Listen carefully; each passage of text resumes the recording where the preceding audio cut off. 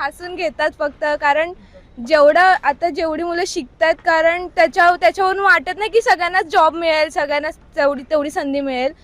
कारण किती पण शिकलं ना तरी आपण घाटातच जाणार आहे, असं सगळ्यांचा माइंडसेट सेट झाला आहे आत्ताच्या पिढीचा. ग्रॅज्युएशन होऊन पण काहीच मतलब नाहीये इकडे, की आम्हाला पण त्या पार्टीला सपोर्ट करावा लागणार आहे. म्हणजे फायनली अजून तसं काय विचार नाही केला, आत्ताच माहित पडलं मला याच्याबद्दल.